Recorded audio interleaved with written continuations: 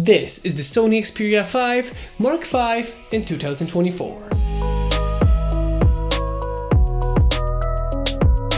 First off, I would like to say thank you to Sony Poland for letting me use this device and test it out for the channel, and I think it's really cool that we had this opportunity to check out what Sony has for their phones, because if you don't know, I'm a travel filmmaker that uses the Sony system for a couple of years now, and right now I'm using the Sony A7 IV. That's what you're watching from. So it was really cool to see how does a Sony phone look in 2024. One editorial note before we begin this video. Unfortunately, while I was able to test the Sony Xperia 5 Mark V, I wasn't able to test it in any adventures like we usually do. We weren't anywhere outside of Krakow, Poland, and unfortunately for us, it was horrible weather throughout the 2 weeks that I had this phone for testing.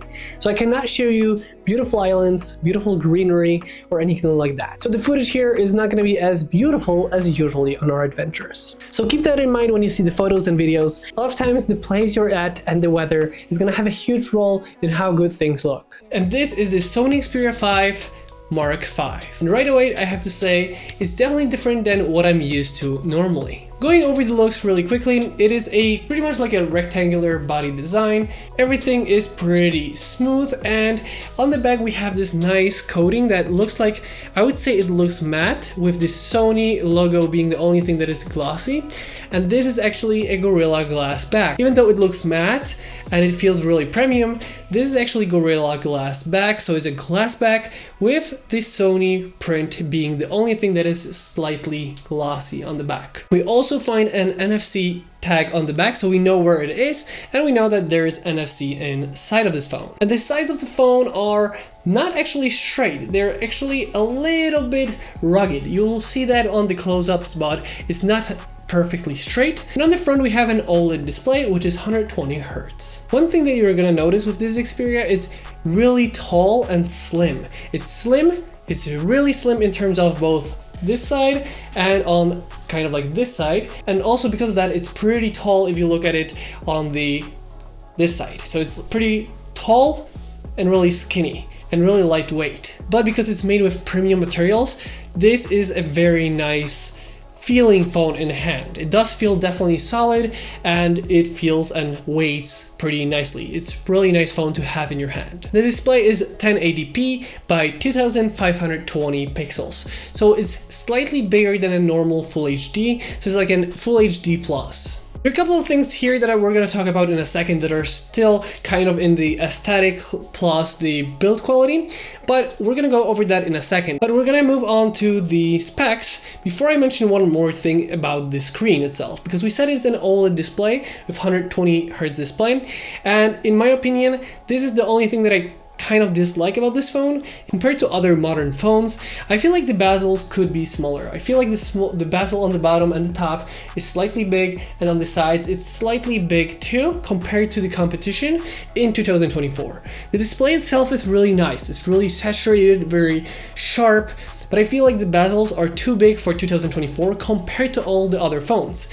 And I know there is one benefit of this, is the selfie camera is actually hidden in the bezel, but I just feel like it kind of makes it feel a little bit older, dated compared to the competition, and that is pretty much the only caveat I had in terms of like the build quality and how it is, because let's be honest, looks are gonna be different for everyone. Some people are gonna say this is not flashy enough, and others are gonna say, well, this is simple and really sleek. I like this build design and the design of the whole phone. Well, going back to the specs, this has the Snapdragon 8 Gen 2, so it's really good for gaming and other daily activities. It's not gonna slow you down, and you can game on nice settings even in more demanding games like Genshin Impact. This model is 128 GB of storage, and you can also get the 256 GB storage option, and also it has 8 GB of RAM. One thing that this has is a fingerprint sensor, but this one has it on the side. If you look here on the side, we have a button which is pretty much an on and off button, but it also works as a fingerprint sensor, and that is how you actually open it up,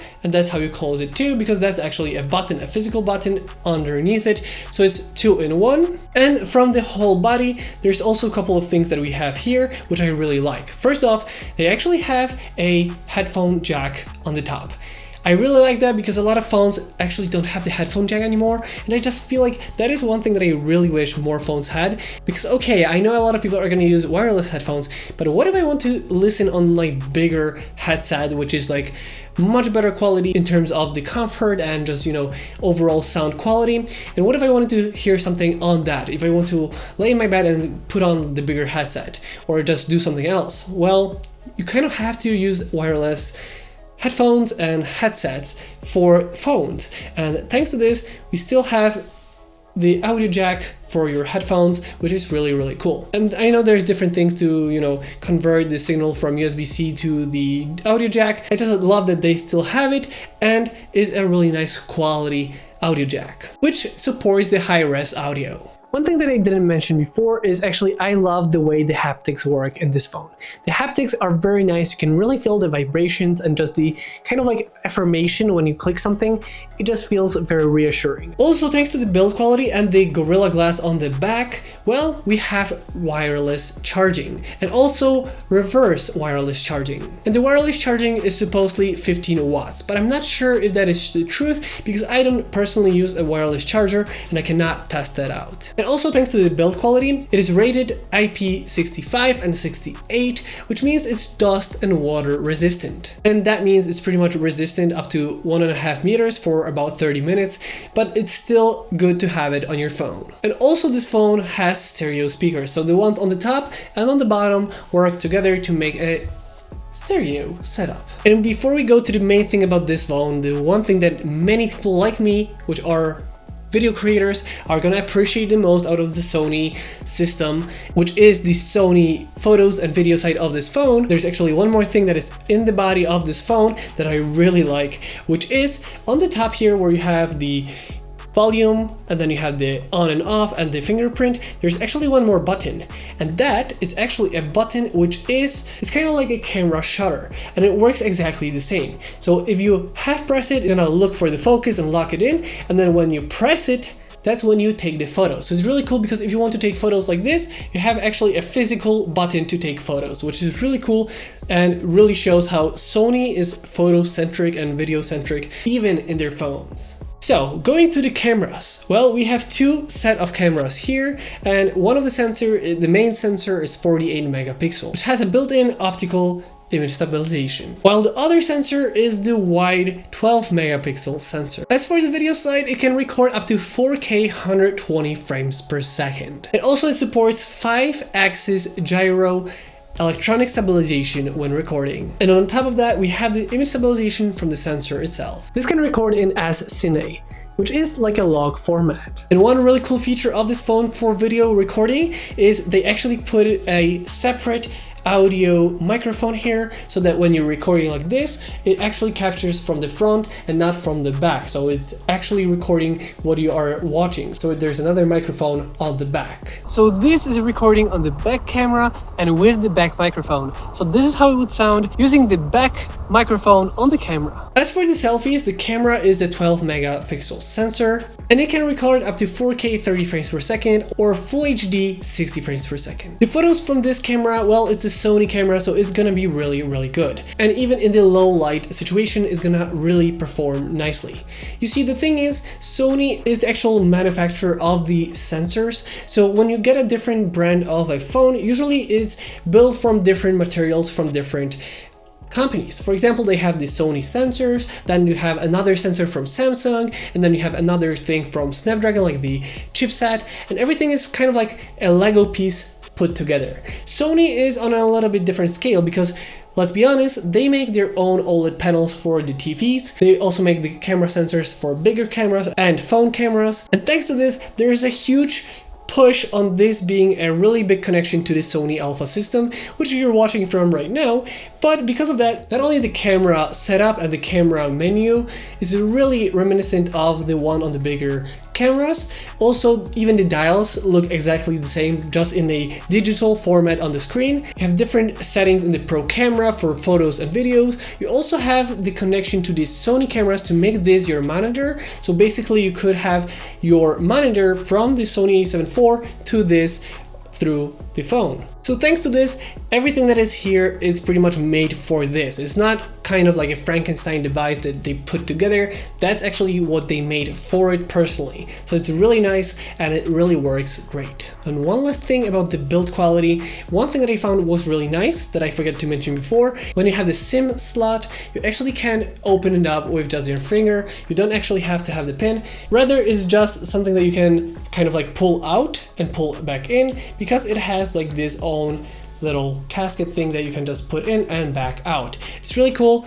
something really cool that they thought out. You don't have to have the pin to open it up, which is really cool. Now, for a couple of things that I don't kind of like about this Sony Xperia. I definitely wish there was a telephoto lens. And I know the bigger brother of the Xperia 5 Mark V actually has a telephoto, but this one doesn't, and I just wish it was there. I love to have, you know, the triple system. For me, it's just the best. When you have the wide, normal, and the telephoto, it just works the best for most case scenarios, and for most people, usually whenever they want to take a photo with their phone. For me, the bezels could be a little bit smaller. For a 2024 phone, this just feels a little bit outdated. It just feels slightly older compared to the competition. It just doesn't feel to be pushing the boundaries as much as other phones, and there's a pun intended in the boundaries and the bezels.